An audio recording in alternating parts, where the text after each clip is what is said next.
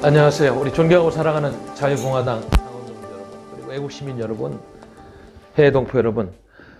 제가 매주 화요일 날 오후 4시 생방송 우리 공화당 뉴스의 박태우의 구국담론, 이런 제목으로 방송을 매주 하고 있습니다. 오늘도 지금 그걸 어떻게 해석해야 될지 모르겠습니다만, 또 이상한 개헌 음모가 또 숨어있는 개헌 발의안 가지고 좀 전국이 시끄러운데, 이 문제를 가지고 좀 이따 몇 말씀 한번 나름대로 분석을 해보고 하겠습니다. 그 전에 지금 비가 오늘 3월 10일, 오늘 저희 당은 어떻게 보면 매우 중요한 행사를 했어요. 헌재 앞에 가서 3년 전에 3월 10일 날 박근혜 대통령님에 대한 탄핵이 잘못됐음을 의로운 마음으로 규탄하고 한거하다가, 당시 경찰의 그 무자비한 공권력으로 인해서 오로지 나라를 위해서 걱정하는 그런 민초들이 희생된 이 사건에 대해서 우리는 3년 전에 이를 되돌리면서 우리 당의 지도부와 연사들이 집회가 금지되어 있기 때문에 현재 앞에 가서 그 당시 상황을 다시 회고하고, 열사님들의 이름을 부르면서 그 죽음이 결코 헛되지 않았다. 앞으로 어떻게든 이 나라를 위해서 그렇게 희생하신 분들의 뜻을 기리해서 추모 사업도 하고 반드시 대한민국을 정상화하는 그런 일을 하겠다 하는 이런 말씀을 올렸습니다.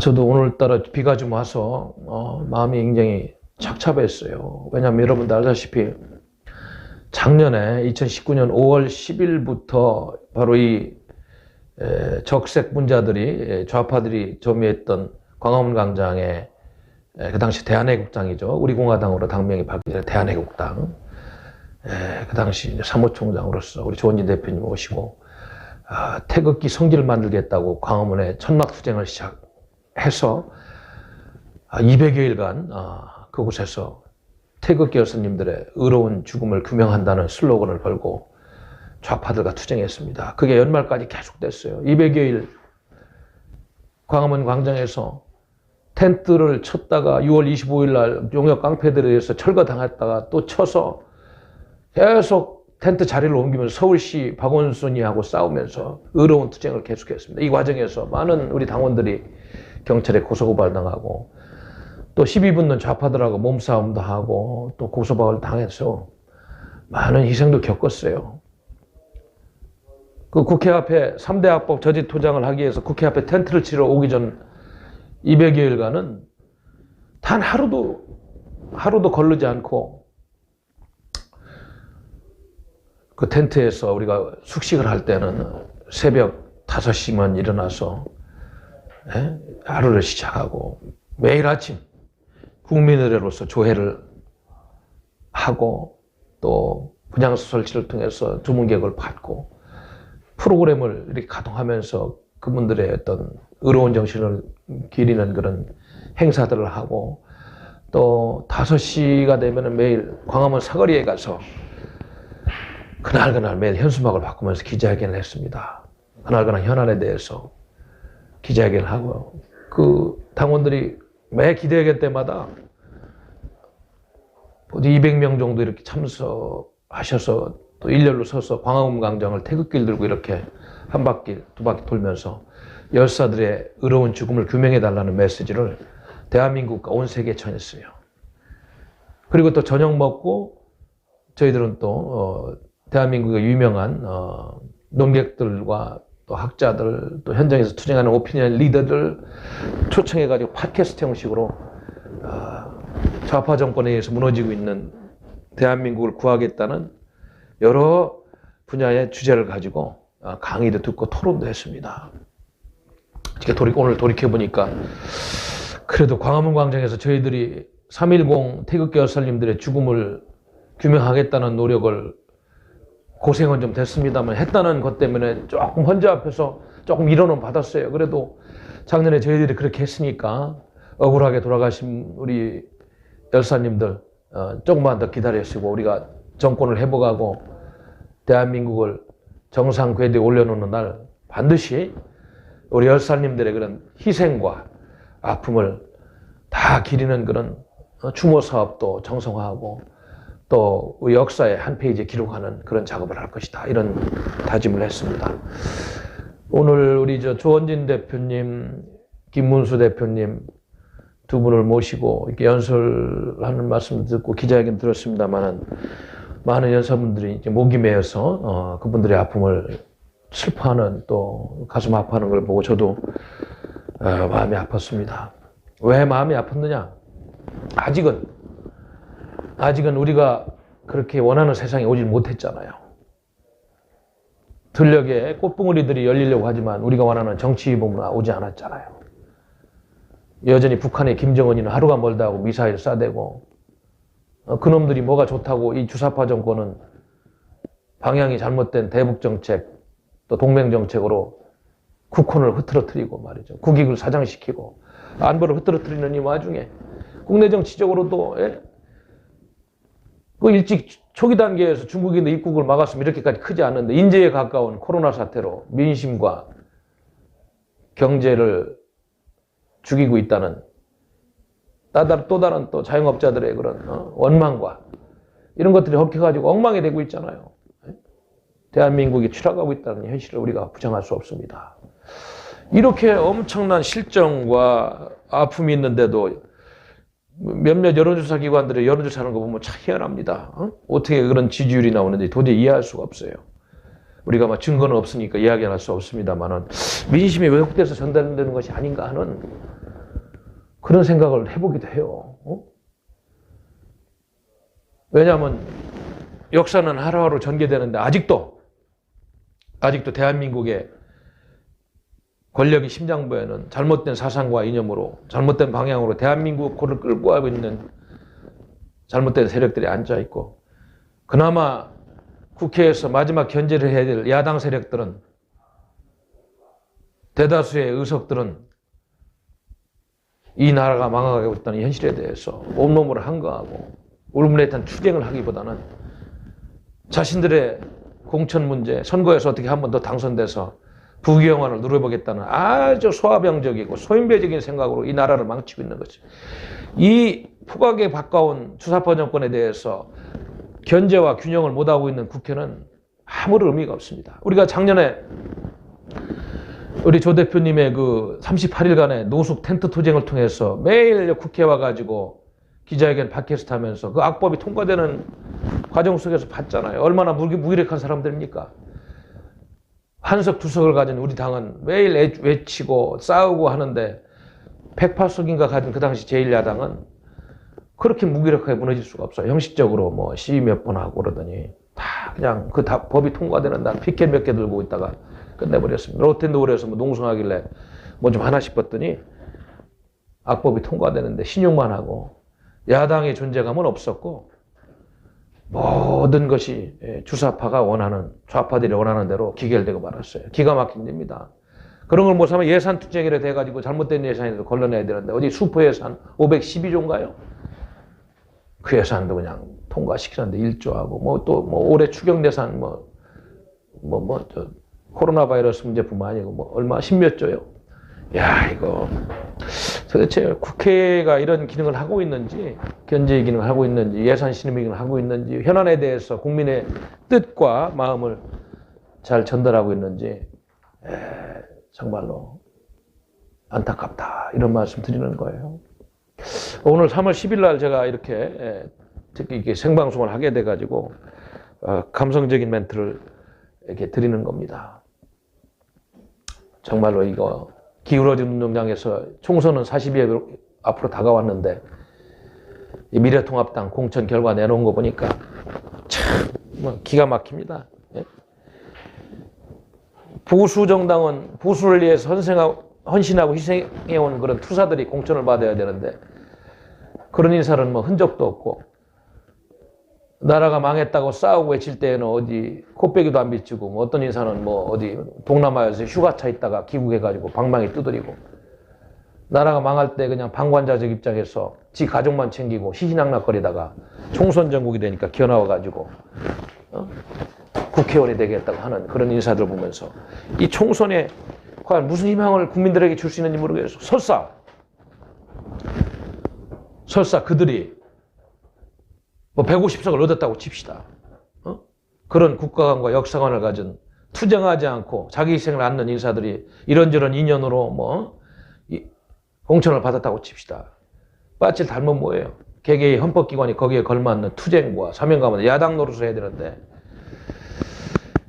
작년에 자유한국당 지켜보니까 전혀 역할이 안 되고 소신과 투쟁력이 없는 이런 의원들은 의미가 없더라고요. 이렇게 폭정을 이끌고 있는 주사파 정권 같은 정권에 대해서는 목숨 걸고 싸워야 되는데 그런 국회의원이 거의 보이지 않았습니다. 근데 우리 조원진 의원님만 봤어요. 그렇게 하는 거. 이것을 보면서 대한민국 야당 정치의 부재를 심하게 걱정했어요. 올해 4월 15일 날 총선이 지나간 다음에 우리 자유공화당 같은 그런 투사들이 국회에 5, 60만만 진출한다면 국회 분위기 금방 바뀝니다. 주사파들 제압할 수 있어요. 잘못된 법안 폐기시키는데 목숨 걸고 나섭니다만은 저 미래통합당 좌파 인사도 공천하고 중도 인사도 공천하고 왜 공천받는지도 모르는 인사들이 설사 당선된다 할지라도 제가 보기에는 그들은 자유한국당 의원들이 반복했던 투쟁하지 않는 웰빙적, 비겁적 그리고 소신을 버리고 양심을 팔아서 국가의 명운이 백적간두했는데도 무시하는 그런 정권으로 그런 정당으로 남지 않을까 우려되는 겁니다. 그래서 저는 우리 당원 동지 여러분들과 국민 여러분들과 해외동포 여러분들에게 문재인이 주사파의 그런 실정과 엄청난 잘못을 하나만 가지고 선거는 끝난 선거인데 이 미래통합당에서 공천해 놓은 결과를 이렇게 보면은 희망이 안 보여, 희망이. 어떻게 빨갱이들을 공천하는 그런 보수당에서 왜 좌파 활동을 하고 주사파 했던 놈들, 탄핵이 잘 됐다는 놈들을 보수를 죽인 정면으로 부정하는 탄핵 역적들을 거의 대다수 공천해가지고 왜 제2의 대한민국을 탄핵하는 길을 터주냐고요. 국민들이 이들을 어떻게 심판해야 되는 거예요. 그나마 이제 문재인이 주사파보다 저 도착 빨갱이들, 종북들, 친중하는 놈들보다는 낫겠다는 판단이 있습니다만은 상당히 안타깝고 불안한 정국이다. 그래서 저는 지금도 굉장히 좀 고민을 합니다. 우리 자유공화당 이제 저희들도 후보도 모집하고 이제 공천관리위원회도 구성도 해서 저희들도 이제 공천정국으로 들어갑니다만은 우리가 어떻게 해서 좋은 인재들을 공천해서 많은 의석들을 가져와야 되는지 걱정이 되는 거예요. 제가 또 어떻게 하다 보니까 당에서 공동 선거대책 총괄본부장으로 또 선거를 치러야 되는 막중한 책무도 있어서 요즘 아침 저녁으로 회의하면서 준비를 하고 있습니다만은 어떻게든 우리가 좀 국회 분위기를 바꿀 수 있는 그런 의석은 얻어야 되겠다 이런 말씀을 드리는 것입니다. 여러분도 알다시피 지난주에 우리를 더욱더 화가 나게 하는 것은 박근혜 대통령님의 옥중 메시지를 또 한쪽으로 너무 잘못 해석해가지고 자유공화당과 같은 행동하는 우파에 대한 배려를 하지 않고 무시 전략으로 가는 미래통합당을 보면서 분노하지 않았었습니다. 그 대표적인 것이 지난 3월 6일 날 대구 경북 그 공천 결정자 명단을 미래통합당에서 발표했는데 우리 공화당의 공동대표이신 조원진 의원님이 현역으로 있는 대구 달서병을 김용판 전 서울경찰청장을 미래통합당에서 공천하는 걸 보고서 야, 이들은 진짜 보수가 아니구나. 정말로 나라를 걱정하고 보수 정치를 위해서 희생하는 사람들 요만큼 배려도 있었다면 앞으로 협상의 여지를 남겨놓기 위해서 최소한 이 지역만큼은 공천을 보류하고 남겨놨어야 됐습니다. 이거를 보면서 저희 당은 많은 고민을 했어요. 지도부는 이런저런 생각도 하고 어떻게 전략을 갖고 가야 되나 많은 고민을 했습니다. 그래서 오늘까지 일단 인내심을 가지고 대화의 문을 열어놓고 기다리고 있습니다만은 간간히 들려오는 여러 가지 간접적인 언행이라든지 뭐 행간의 뜻을 보면은 아직까지는 우리하고 함께 하겠다는 그런 뜻은 없습니다. 자, 그러면 이들은 몇 명 더 당선시키려고 이렇게 잘못된 길을 가다가 결국은 어떤 결과가 있습니까? 우리 당도 이제 오늘 이제 공천 후보자 모집 공고를 내서 이제 모집 절차에 들어가서 공천 후보들을 전국에 한 150지역 정도 배치를 했다. 이렇게 보면은 수도권 같은 경우는 우리 당이 후보를 내면은 접전 지역이 많은데 미래통합당이 당선될 수 있겠어요? 그런 불행은 막으려고 미리 우리 당은 같이 보수가 똘똘 뭉쳐서 좌파들을 제압할 수 있는 단일 공천 방안이라도 마련하자. 통합이 안 되면 이런 의사를 표명하고 있는데 아직도 답이 없는 것에 대해서 당을 책임진 지도부의 한 사람으로서 굉장한 그 아픔과 서운함을 갖고 있습니다. 존경하고 사랑하는 당원 동지 여러분, 그리고 국민 여러분, 해외 동포 여러분, 참 정치라는 게 하루 앞으로 알 수가 없어요. 뭐 작년에 악법 통과시킬 때는 4% 할수인 체제로 그렇게 똘똘 뭉쳐서 정의당한테 비례의석을 양보할 것처럼 어제 오늘 흐르는 내용을 보면 더불어민주당은 비례정당을 출범한다는 그런 쪽으로 거의 뭐 굳혀진 것 같습니다. 그래서 정의당의 심상준 대표가 화가 나서 이런저런 얘기 합니다만은 정치인들의 약속을 얼마나 믿을 수 있는지 또 알게 되는 대목입니다. 그리고 제일 우리 국민들을 화나게 하고 지금 우리가 보수정치권에서 경계해야 될 사안은 오늘도 아까 우리 헌재 앞에 기자회견하면서 이야기, 어제도 또 우리 지도부 연석회의에서 발언했습니다만은 어떻게 원포인트 개헌안을 기습적으로 6일날 발의를 했는데 메이저 언론이라든지 공중파에서는 다루지 않고 경제신문 하나에서 이거를 보도하고 이렇게 서슬 하려는 그런 움직임이 있느냐. 여야 148명이 발의를 했는데 미래통합당이 22명이다. 내가 알기로는 더불어민주당은 뭐 90몇 명인데 그러면 나머지 120몇 명이니까 여기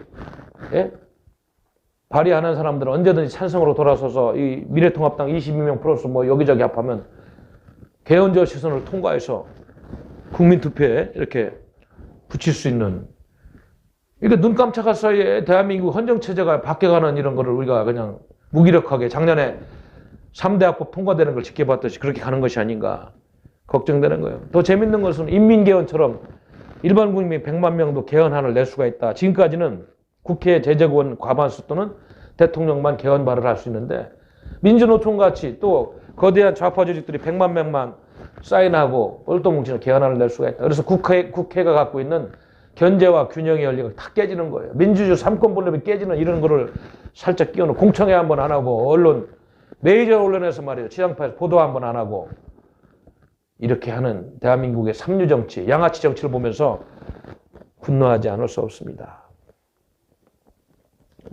제가 듣기로는 27일 본회의에서 아마 3분의 2 이상의 동의를 얻으면은 4.15 총선에서 국민투표에 붙이려고 하는 것 같은데 어떻게든 이거 막아야 됩니다. 미래통합당 정신 나간 22명 말이죠. 제발 지금이라도 철회하세요. 당신들 이 문제 가지고 어떻게 나중에 이거요? 내가 보기에는 박근혜 대통령님 탄핵한 거 못지않게 큰 역사에 죄를 짓는 겁니다. 당장 철회하고 이거 철회운동 나서세요. 더불어민주당과 춤추지 말고 제2의 내각제기원 의무에 가담해서 탄핵 못지않은 역사에 죄를 지어서 또 대한민국의 헌정을 난도질하는 그런 짓거리를 하지 말란 말이에요. 김무성을 비롯한 말이죠. 내각제 세력들. 정신 차리길 바라요. 예? 한간에 그렇지 않아도 제2의 내각제 업무를 주도하는 인사들이 자주 만나서 4.15 총선 이후에 권력을 나눠 먹으려는 이런 음모가 있다는 소문이 있었습니다만 이번에 공천 과정을 보니까 그게 제가 정치학자로서 정치평론가로 보아도 거의 확실한 것 같습니다. 왜 갑자기 이들이 공천 인사들을 갖다가 이렇게 좌클릭 쪽으로 이렇게 많이 하고 보수의 비중 있는 중진들을 다 탈락시키고 있느냐, 이걸 여러분들도 아셔야 됩니다. 내각제로 시동을 걸어서 개헌을 통해서 권력을 나눠 먹으려면 이 미래통합당이 보수정당이 되면 안 되잖아요. 중도 기회주의 정당이 돼서 빨갱이도 좀 공천하고 적당히 섞여가지고 정서가 비슷한 놈들이 또 저쪽 좌파 더불어민주당이나 이런 애들하고 연결고리를 마련해가지고 함께 가야 되다 보니까 미리미리 포석하면서 국민들을 기만하고 있는 거예요. 역사 앞에 죄를 짓고 있는 또 다른 제2의 쿠데타입니다. 제가 보기에는. 탄핵에 버금가는. 그래서 이거를 어떻게 우리가 처지해야 되느냐, 이런 과제가 있는 거예요. 그래서 우리 자유공화당에서는 하여튼 좋은 후보자를 모집해서 우리가 바른 철학과 바른 총선 전략으로 싸우면 많은 국민들이 아마 답답한 마음을 우리 정당과 같은 당에 많은 표를 주리라 믿습니다. 그래서 좀 손해를 보기 전에 윈윈하는 전략으로 갈 수 있기를 다시 한번 촉구하는 겁니다. 우리 당이 지금 선정한 과제들만 보더라도요, 저 미래통합당에 상상할 수 없는 국민들이 마음을 시원하게 긁어주는 그런 공약을 많이 냈잖아요. 대표적으로 이런 개헌 발의안이가 무조건 반대합니다. 우리 당은. 이런 또 사기 개헌을 통해 가지고 국회의 기능을 무력화시켜 가지고 좌파 권력을 연장하는, 여기에 춤추고 있는 이 얼간이 같은 썩어 빠진 정치인들 말이죠. 우리 당은 단연코 폐기하고 이름 석자 영원히 새겨서 역사에 남기겠습니다. 우리 당은 또 이야기하고 있잖아요. 박근혜 대통령님 불법 탄핵을 무효화하고 문재인을 퇴진시키는 탄핵을 하겠다. 한미동맹 및 한미일 삼각연대를 강화하겠다는 보수정당의 면모를 갖추겠다. 지금 국회에서 활기치고 있는 이런 많은 이념을 갖고 과도하게 헌법을 난두질하고 있는 정치인들은 독일과 같이 이렇게 잘 헌법이 발전된 나라에서는 정치인, 국회의원으로서 출마할 수도 없고 이렇게 출세할 수도 없어요. 그래서 우리 당은 반국가단체, 이적단체 해산이라든지 국가보안법 위반자가 공직에 출마하는 것을 못하게끔 법제화하겠다, 이런 걸 낸 거예요. 저 지금 다 자격미달의 정치인들 아니에요. 어떻게 대한민국 헌법체제에서 국회의원을 하는데 헌법을 부정하는 입법 활동을 하고 정보 활동을 합니까? 이런 사람들은 국회의원 출마조차도 완전히 막아야 된다. 3대 학법 통과된 거, 공수처 폐지, 그 법을 폐지시키는 그 법을 해야 돼요. 검찰 기능을 정상화시키는 그런 또 법안을 내야 되겠다. 문재인 5대 게이트, 특검을 하고 국정조사를 해야 되겠다. 탄핵 얘기도 했습니다만. 특히 요즘 코로나 사태로 송철호 게이트 말이죠. 울산 부정선거라든지 조국 게이트, 이런 것들이 다 묻혀 있잖아. 이거, 그리고 드루킹 사건, 김경수 경남지사가 묻혀 있는 이런 것들을 지금 태양광 얽힌 여러 가지 일들, 무슨 신라젠 문제, 이런 것도 지금 제대로 된 검찰 권력이면 벌써 다 폐하했을 텐데, 이 정권에 보이지 않는 이런 힘의 작용으로 윤석열 검찰총장 예는 씁니다만은 많은 한계에 부딪혀 있다. 그래서 반드시 이런 것들을 바로잡아야 되겠다는 얘기를 합니다. 안보가 이렇게 파탄나고 있는데도 군에 갔다 온 청년들이 군가삼죄 이렇게 조금 받는 거, 취업할 때 이거에 대해서 여론이 많지만은 분단 국가로 사는 우리 국민들은, 저는 군에서 고생하는 젊은이들한테는 가산점을 줘야 된다. 여군들도 좀 군에 봉사할 수 있는 기회를 확대해서 부사관 정원을 확대하겠다, 이런 얘기도 했습니다. 민주노총 같은 노조는 순수한 노조 활동에 전념해야지 정치 활동에 전념하고 말이죠. 예? 아니, 노조가 노동자들의 권익을 신정하는데 시간을 보내야지. 왜 주한미군 철수하고 연방제 통일, 복구화범 철배, 왜 노조가 그런 데 관여해요? 그게 노조입니까? 그런 노조는 정치 활동을 전면 금지해야 되겠다. 순수한 노동 활동에 전념하는 노조가 되라. 국가의 공권력이 그러라고 있는 거예요. 국가의 정신을 해하고 헌법을 유린하고 국민의 권익을, 국민의 주권을 침해하는 그런 단체들은 국가의 공권력이 개입해서 해산시켜야 된다, 이런 얘기입니다. 최저임금 정상화시키면서 자영업자들의 부담을 들어주고 주 52시간 근로제를 폐지해야 된다는 많은 국민들의 목소리를 우리 당은 수렴하고 있는 것입니다. 근데 유류세를 폐지하면 지금 1,500원대 휘발유값이 700원대로 내려가서 서민들한테 큰 부담을 덜어준다고 그러고 이런 정책을 해볼 필요가 있다고 그래서 우리 당은 좀 이야기를 하고 있어요. 그리고 법인세도 인하해서 기업들이 활동을 많이 해야 되겠다. 원자력 비중도 더 높여서 50% 높여서 싸고 질 좋은 환경오염이 되지 않는 그런 전기를 확대 공급하고 전기요금도 더 내려야 되겠다 이런 이야기를 했어요. 고생하고 있는 학자금 대출을 이자 및 상환을 35세까지 유예해서 정말로 우리 젊은이들이 부담 없이 공부하고 활동할 수 있는 여건 이런 얘기들 하고 있는데 우리 이런 당을 선거에서 투표해두지 않으면 어느 당을 선택합니까? 우리 국민들이 정당 정치에 있어서 정당에 이런 해법을 제시하고 있는데 이런 당에 표를 주지 않는다면 어느 당을 준다는 얘기예요. 요즘처럼 저렇게 국민을 속이는 정당들이 많고 이념에 충실하지 않고 몇몇 정치인들의 손아귀에서 이념에 충실하지 않고 정당의 기본적인 가치에 충실하지 않은 이런 정당들은 없는 게 나아요. 지들 입맛에 맞는 공천 후보들 국민의 뜻과 상관없이 주민들 뜻과 상관없이 그냥 쭈물딱해서 후보를 내놓는데 거기서 좋은 인물이 나오겠어요. 그러니까 선거 때는 뭐 국민들한테 90도 절해도 선거가 끝나면은 언제 받냐는 듯이 목에 힘주고 국민을 위한 입법 활동하고 의정 활동하는 게 아니고 자신들을 위해서 자신들의 계파를 위해서 이런 사람들이 많은 거예요. 다 그렇다는 거 아닙니다. 그런 후보들은 여러분들이 배개해야 되겠다는 얘기예요. 그러나 우리 자유공화당과 같은 이런 당은 평소에 말과 행동이 일치하는 그런 후보들, 투쟁력과 역사관이 있는 후보들을 선출해서 반드시 후대에 정당 정치 모범을 세우는 그런 정치 세력으로 남아야 되겠다 이런 말씀을 드립니다. 그래서 지금 오늘 방송을 한 김에 어차피 뭐 공고가 나가겠습니다만은 저희 당의 지금 선거대책위원회에 제가 이제 공동 선거대책 총괄본부장으로서 공천 일정 같은 걸 좀 말씀드리겠습니다. 오늘 이제 이따가 제가 저녁 때 마지막 검토를 하고 후보자 모집 공고를 낼 겁니다. 지역 후보로 출마할 후보자, 그 다음에 비례대표로 출마할 후보자 양 모집 공고를 낼 거예요. 아마 이제 우리 당의 홈페이지라든지 공카, 그 다음에 시도당 위원장들 통해서 또 많은 분들이 노티스를 할 수 있는 곳을 선정을 해서 뭐 그게 어떤 기관이 될지 모르겠습니다만은 일단은 공고를 낼 겁니다. 그러면 오늘 내면 공천 공고와 더불어서 접수를 수요일부터 해서 다음 주 월요일 날까지 이렇게 접수를 받으려고 합니다. 받고 월요일부터 수요일까지는 심사를 하려고 그래요. 그래서 심사를 하고 목요일 날 심사 완료 및 결과 발표를 좀 할 일정을 갖고 있습니다.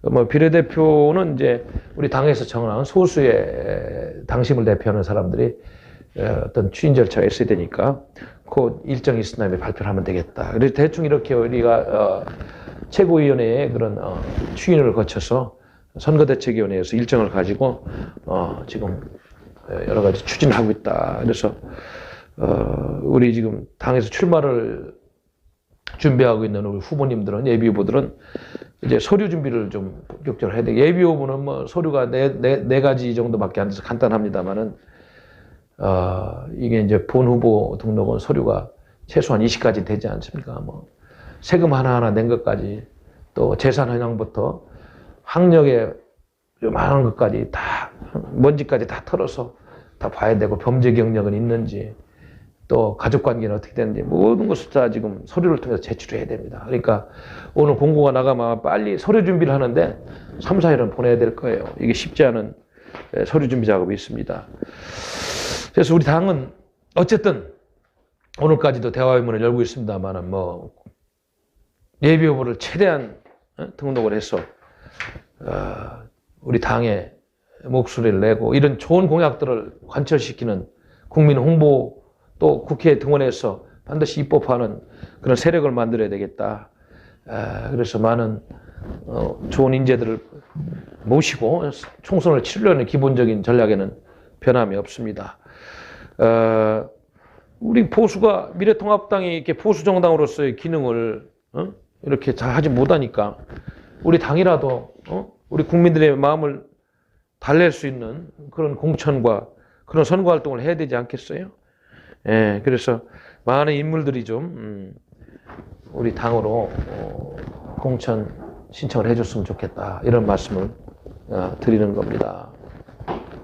참 제일 좋은 거는 박근혜 대통령님의 그런 옥중소신 정신을 살려 지금이라도 뭐 짧은 시간에 통합이 불가능하다면 후보자 단일화 문제를 논의해서 모두가 윈윈하는, 그래서 좌파의 의석을 최대한 줄이고 보수가 가장 많이 찾아오는 방향으로 우리가 연대를 해야 되는 거 아닌가 이런 생각을 해보는 겁니다.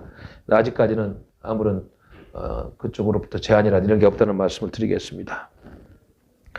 제가 어제도 한 말씀 드렸습니다만은 그 친여 성향의 방송인 김어준 씨가 요즘 중국 폐렴 문제를 가지고 또 이상한 소리를 해가지고 막 국민들이 굉장히 화가 났었어요. 응? 뭐 사설에도 이렇게 중앙일보 사설에도 나왔는데 며칠자입니까? 3월 9일자 월요일 날 사설이군요. 예.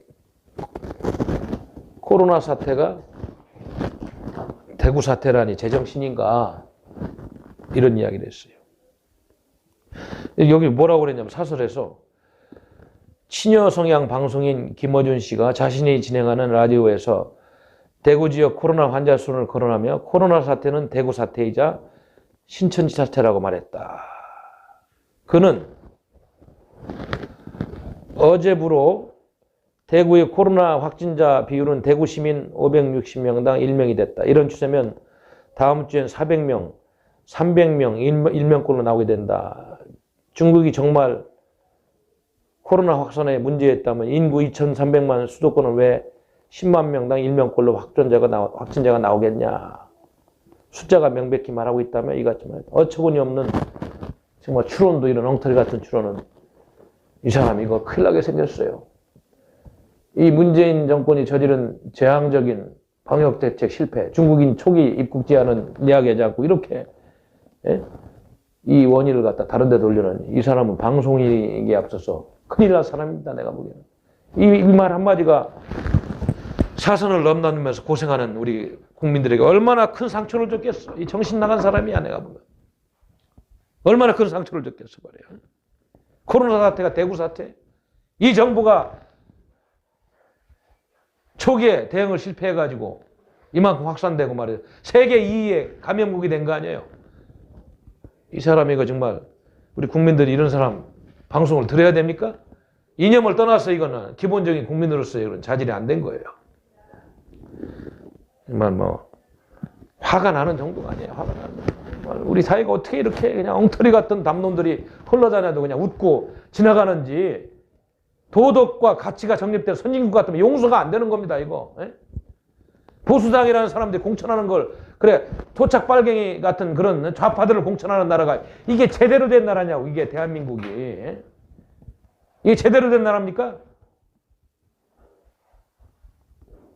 우리가 이렇게 힘들고 어렵지만 어제도 우리 지도부 한두 명하고 우리 젊은 청년 여사를 데리고 저 미래통합당 당사 앞에 가가지고 너무 잘못하니까 뭐 그 사람들이 뭐 솔직히 뭐 그렇게 거기 가서 이렇게 뭐 얘기해준들 알아들을까 하는 그런 생각도 있습니다만 그래도 유튜브 20, 30분들이 국민들한테 전하는 메시지가 현장에 가가지고 이들이 뭘 잘못하는지를 알아야지 국민들이 깨닫고 표를 주고 그래도 제대로 된 세력한테 힘을 몰아줄 거 아니겠어요. 여론 환기 차원에서 가서 우리가 1시간이야 거기 앞에 가서 뭘 잘못하고 있는데 얘기를 했잖아요 어제. 사회가 건강하지 않으면 별별 일이 다 있는 거예요. 예? 사회가 건강하지 않아요. 우리 사회가 건강하지 않아요 제가 보기에는. 예? 지금 건강하지 않습니다. 이런 걸 보면 정도와 가치는 무시되고 편법과 사기성 있는 이상한 것들이 말이 득세하면서 대한민국의 골간이 무너지고 골병 들고 있어요. 골병 들고. 에? 어떻게 헌법 질서가 무너지는 거를 한가하다 돌아가신 5명의 의로운 열사의 죽음들이 언론에서 보도가 안 되고 메이저 언론에서 아직도 주제로 다뤄지지 않습니까? 이게 정상적인 나라예요? 잘못된 권력이 언론을 틀어지고 나라를 이렇게 도탄에 빠뜨리게 하고 있는 거 아니에요? 오늘도 그걸 생각하니까 마음이 답답하다 못해가지고 막 혼자 앞에서 혼자 가만히 연설을 하고 이렇게 다른 연사들 이야기 들으면서 너무나 답답했습니다. 너무나 답답했어요. 어떻게 생각하세요, 당원 동지 여러분?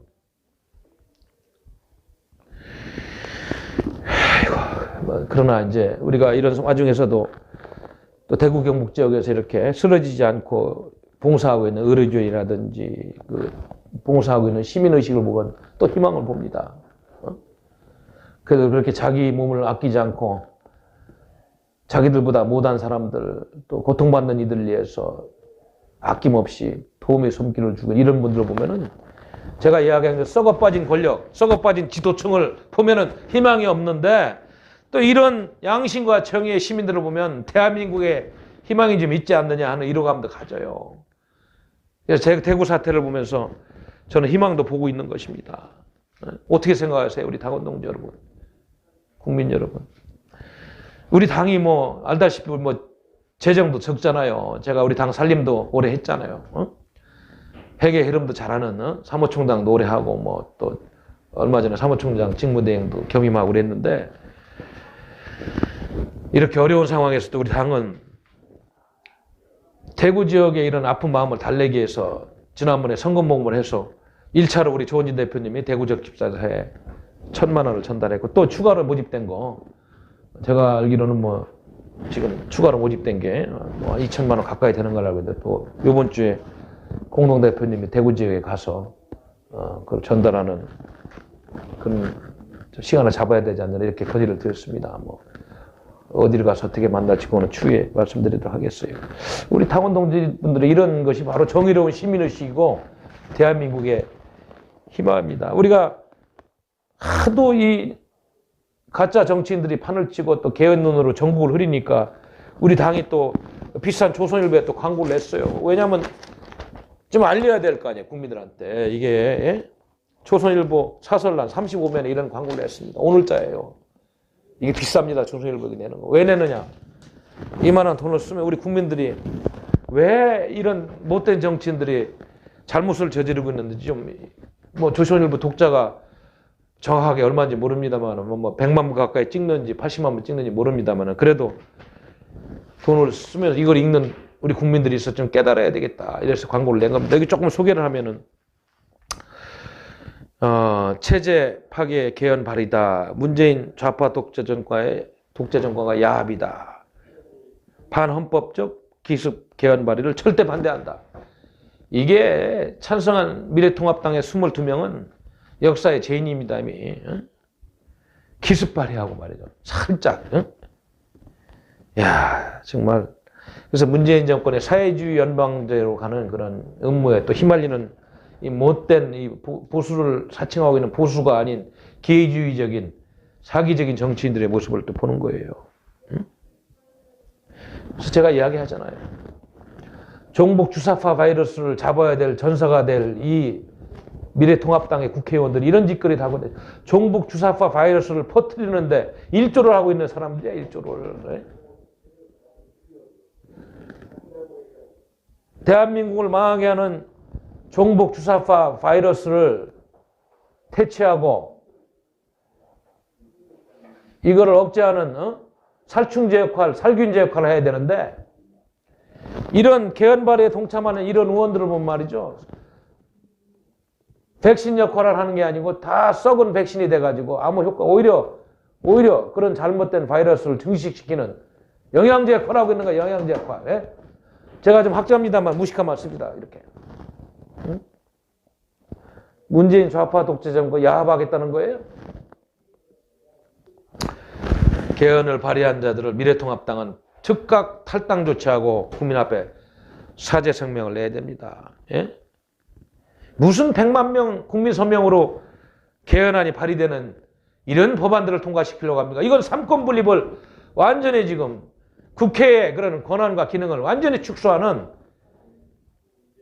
언뜻 보면 뭐 직접민주주의에서 그것이 좋은 것 같이 보면 그렇지 않습니다. 더군다나 이런 나쁜 권력이 행정부에서 모든 사법, 검찰 권력이 틀어지고 있으면 이거는 완전 독약 중에 독약이 돼가지고 독재국가, 전체주의국가라는 길을 터주는 거를 그 잘났다는 국회의원들이 모른다는 것이 참 한심하다. 예? 예? 한심하다 정말. 이런 생각을 드리는 거예요. 문재인 씨가 지금 기도하고 있는 사회주의 연방제 노선에 조금이라도 도움을 주는 정치인들은 역적, 반역적인 그런 행위로 다음 후대 역사에서 평가받을 것이다. 그런 말씀드립니다. 우리 당 것처럼 당원들이 당비 내고 후원비 내가지고 운영되는 이 눈물겨운 정당에서 이렇게 어려운 싸움을 하고 있는 모습을 못 보는 모양이에요. 그래도 우리 당과 같은 이런 양심의 소리들이 있어서 파괴되어가는 한미동맹도 유지가 되고 그나마 우리가 뚝이 터지는데 그걸 막고 있다는 걸 모르는 것 같아. 에? 뚝이 터지면 다 망하는데 나쁜 사람들이라는 생각이 들어요. 저는 뭐 그들은 뭐 국고보조금 받았어, 수백억씩 받았어, 당뇨들 100명씩 봉급 주고 어떻게 하냐. 우리 당은 그야말로 우리 당원들의 피 같은 돈 10,000원, 20,000원 당비 내고 또 후원회를 통해서 살림하면서 이렇게 투쟁하고 있는 거 아니겠어요? 이런 정당의 목소리를 안 듣는다면 우리 국민들도 누구를 통해서 이 잘못된 세력들을 대체할 것이 참 심각하게 생각을 해봐야 됩니다. 우리 존경하고 사랑하는 당원 동지 여러분, 그리고 대한민국 애국 시민 여러분, 그리고 해외 동포 여러분, 시간이 많지가 않습니다. 이번 총선에서 국민들이 선택을 잘못해서 기울어진 운동장이 더 기울어져 버리면 대한민국이라는 집은 그냥 쓰러져 내려갑니다. 그것이 제가 보는 현실이에요. 그래서 우리 공화당, 자유공화당과 같은 의로운 정치 세력에게 후원도 하고 비례대표 의석도 잔뜩 몰아주어가지고 이들을 막을 수 있는 그런 에너지를 줘야 됩니다.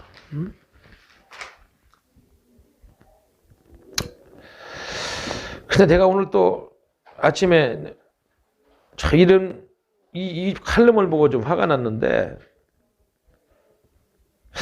그 조선일보의 김대중 고문이 칼럼을 쓰면은 꼭 반문연대 논리에서 우리 공화당처럼 이렇게 애써서 투쟁하는 세력을 평가하지 않고 이상하게 비껴가는 글을 써요. 그래서 작년에 광화문 텐트 투쟁제도 이런 글이 나와가지고 항의 서한도 보내고 그랬는데 역시 하나도 안 바뀌었네요. 그 이후에도 이런 글이 서너 차례 나왔는데, 예? 뭐 여기는 뭐 제목은 뭐 정치인 박근혜 녹슬지 않았다 이런 뭐 칼럼을 썼는데, 근데 이거는 제가 중요한 거는 지금 미래통합당이 하고 있는 행태를 이렇게 글을 잘못 쓰면 도와주는 격이 되잖아요. 김대중 씨는 보수가 아닌가요? 조선일보에서 평생 녹을 먹으면서 보수라는 그런 레떼를 팔아가지고 생계를 유지하는 분인데, 보수의 가치를 버리고 좌파들을 공천하는 이 당을 위해서 우리 자유공화당 같은 당의 흐름이 끊겼어야 되겠어요? 오히려 진정한 보수라면 박근혜 대통령님의 옥중서신의 해석을 제대로 해서 큰 당을 중심으로 뭉치라는 것은 일반적인 논리지만 그동안 길거리에서 싸워온 태극기 세력의 그런 분노와 아픔을 너무너무 잘한다는 이 대목을 좀 잘 해석을 해서 진정으로 헌법 정신을 구현하는 세력에게 이 총선에서 기회를 줘야 된다. 이기는 결론을 내려야지. 이런 못된 공천을 하고 말이죠. 어려운 세력을 무시하는 야당답지 않은 가짜 야당에게 힘을 실어주는 이런 글을 써도 되겠어요? 김재중 선생님, 우리 당에서 항의 사안 공식적으로 2차례 보냈는데 아직도 이런 글을 씁니까? 지식인으로서 분노하고 정당인으로서 말이에요. 다시 한번 엄하게 묻습니다. 이런 글 쓰면 보수라고 할 수가 없어요. 보수를 위장한 좌파 세력들을 키워주는 잘못된 숙주가 되는 것입니다. 우리 공화당이, 자유공화당이 어떻게 투쟁해 왔는지 한번 돌아보시고 다시 한번 글을 써주세요. 박근혜 대통령의 엄중한 메시지는 보수가 하나로 똘똘 뭉치자는 큰 주제는 맞지만은 그렇다고 그동안에 헌법을 지키기 위해서 탄핵이 잘못됐다고 외롭게 투쟁해온 세력에게 지금 적대적인 그런 감정을 숨기고는 있습니다만 협력하지 않으면 이런 세력에게 힘을 주라고 하지는 않았습니다. 그리고 무슨 애각제 음모로 개헌을 하려는 국회의원 22명을 가진 이런 못된 세력들에게 힘을 실어주는 이런 그렇습니까? 김재중 선생님 다시 한번 묻습니다. 이러면 안 됩니다. 대한민국이 보수를 죽이는 길이에요. 평생 보수를 하면서 밥을 먹고 살아온 사람이 어떻게 우리 자유공화당과 같은 의로운 세력에 그런 정신이라든지 철학에 대해서 한마디 언급도 안 하고 일방적으로 미래통합당 같은 가짜 보수 정당에게 힘을 실어주는 그런 칼럼을 쓰냐 이거예요. 정말 다음에 글 쓰실 때는 이러지 않기를 부탁드리는 것입니다. 문재인 정부가 코로나 사태를 제치하는 거 보니까 참 마지막까지 국민을 어렵게 합니다. 이제 8,000명 가까이 다가가고 확진자 수가 조금 줄었다고 마스크 벗고 다 됐냐 같이 그러는데 그렇지 않잖아요. 그래서 이 정부는 어디까지 우리 국민을 정말 사랑하고 안심시키는 정부인지 우리가 판단을 해야 돼요. 제가 보기에는 또 이렇게 어려운 상황에서 사실이 하는 메시지로 우리 국민들의 마음을 아프게 하면 안 된다. 저는 그런 말씀을 다시 한번 드려야 될 것 같습니다. 모든 게 실패해요. 내가 보면은 방역 문제부터 소득주도 성장론에 소득주도 파탄론, 소득주도 빈곤론으로 전락하고 있는 국제사회에서 신인들은 지금 다 떨어져가지고 한미동맹은 껍데기만 남아 있고 말이죠. 중국 공산당하고 친하게 지낸다고 민주적인 가치도 많이 훼손시킨 정부가 돼 있죠. 북한한테 그렇게 공들이고 말이죠. 그렇게 욕을 먹고 비아냥을 거려도 이렇게 비유나 마치는 이런 사람들 통일부 장관 시키고 미리 하더니 그저께 3.1절 기념사에서 남북 보건협력이니 뭐니 우리 국민들도 구하지 못하는 마스크 때문에 발을 동동 구르면서 말이죠. 무슨 사회주의 된 것처럼 마스크 약국 앞에서 줄 서 있는 이런 상황에 북한에 뭐라도 해줄 것처럼 그러더니 그런 얘기 하면 뭐예요? 북한이 또 올해 두 번째로 말이죠. 무력 시위를 했잖아요. 발사체를 또 쐈다는 거 아니에요? 왜 그러는지 모르겠어요. 3월 2일 날, 3월 9일 날 도대체 북한의 김정은이하고 무슨 대화를 하고 있는 건지도 모르겠고 왜 북한이 이렇게 엉터리 같은 행동으로 대한민국 국민들의 자존심을 뭉개고 있는지 3명이나 한번 제대로 했으면 좋겠어요. 3명이나. 사과나 한번 하고 말이죠. 이런저런 소식통에 의하면 북한이 지금 중국발 폐렴 사태로 우리나라보다 더 어렵다는 소식이 들려요. 확진자 수가 이미 엄청나게 지금 올라있다. 10,000명이라는 소문도 있고 그래서 중국 국경을 완전히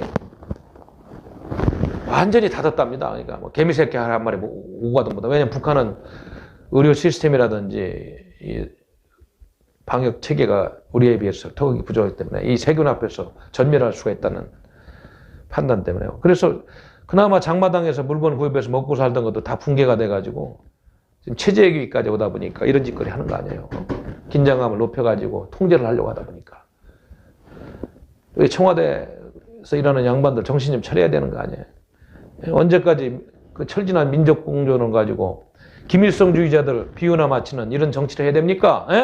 국민 세금이 당신들 쌈짓돈이 아니잖아요. 국민들은 고통스러워하고 말이야. 마스크 하나 구하는데도 줄 서고 주민번호 대야 되고 무슨 전체주의처럼 이런 모습을 연출하는데 무슨 보건협력 사업이야 지금. 국민들이나 먼저 잘 챙기란 말이야. 정말 얘기하다 보니까 화만 나고 너무나 안타까워가지고 말이에요. 혼자 한번 국민을 존중하면서 제대로 대처한 게 있어야 될 거 아니에요. 제대로. 정말 방송하면서 이런 이야기는 안 하려고 그랬는데 뭐 이번 또 이런 중국 폐렴 사태를 정치적으로 얼마나 이용해? 고통받는 국민들 야당 탄압용으로 이렇게 이용하면 안 되잖아. 여기 보니 이런 인사들, 여권 인사들, 이런 망언들 이고 국민들 듣고 살아야 돼? 뭐라고 돼 있어요? 그러니까 이재명이는 이 코로나 사태에 종교 집회의 전면 금지를 검토하고 있다. 이 사람. 박원순이는 뭐라고 그랬어? 신천지 이만희 회장 등을 살인 혐의로 고발한다. 이게 정신나가, 이게 민주주의 하는 놈들 입에서 나올 수 있는 얘기? 심상정이는 뭐라고 그랬어? 중국 봉쇄보다 신천지 봉쇄가 가장 시급하다. 중국 봉쇄나 잘해야지 뭐 신천지 봉쇄가 뭐가 중국만 잘 막았으면 신천지는 자동적으로 막아지는 거 아니에요? 중국을 통해서 들어오는 사람들, 신천지 교인들 다 막았을 거 아니에요? 추미애는 뭐라고 그랬어? 검찰에 신천지에 대한 조속한 압수수색을 지시했다. 압수수색을 지시할 게 아니고 중국인들 입국 제한을 왜 안 하는데 국정수사부터 하라고 했어야지. 이 사람들이 이걸 정치제로 이용하면 안 된다는 얘기야. 안 된다는 얘기야. 아유, 참. 제가 이런 말씀들을 드리는 거는 잘나서가 아니고, 그래도 대한민국 지식인이 한 사람으로서 조금 더 공부하고 조금 더 분석할 수 있는 틀이 있고 정치 현장에서 조금 더 경험하면서 이건 아니지 않느냐. 대한민국의 오피니언 리더로서 그동안 살아오면서 축적한 경험과 시견으로 잘못을 분석하고 있는 것입니다. 우리 존경하고 사랑하는 당원 동지 여러분, 제가 오늘은 방송을 마치기 전에 오늘 헌법재판소 앞에서 어려운 태극기 열사 5인의 죽음을 기리는 3주년 기자회견을 하고 왔습니다만은 우리가 또 이렇게 어려운 시국에서 바로 작년에 공수처법이 통과되는 순간 우리 안동지가 우리 당에 분신자들을 시도한 그것도 잊으면 안 됩니다. 그 공수처법 통과되는 건 대한민국의 또 대들보고 하나 무너지는 거나 다름없었어요. 이 악법이 내년에 올해 7월부터 시행되면 얼마나 많은 보수 인사나 양심 세력들이 또 다칠 확률이 있는지 우리는 살펴봐야 된다. 그래서 5,200만에 가까운 대한민국 국민 중에서 그러한 악법에 대해서 항의한 우리 당의 그 안동지의 그런 정신을 우리가 한번 되새겨 봅시다. 그런 정신으로 총선을 준비하고 총선에서 투쟁하고 총선을 승리로 이끌어서 썩어 빠진 기대 못할 세력한테 환상을 갖지 말고 그나마 확실하게 대한민국을 구출할 수 있는 자유공화당의 총선 승리를 위해서 우리 지도부나 당원 동지 여러분들이 더 희생하고 더 노력을 해야 될 것 같습니다. 우리 두 공동대표님도 애를 많이 쓰고 있고 여러분들도 고생이 많으십니다. 우리가 이럴 때일수록 더 비상한 각오를 다지면서 제가 말씀드린 여러 가지 과제들을 성공적으로 이룰 수 있도록 다 같이 협력합시다. 여러분 감사합니다.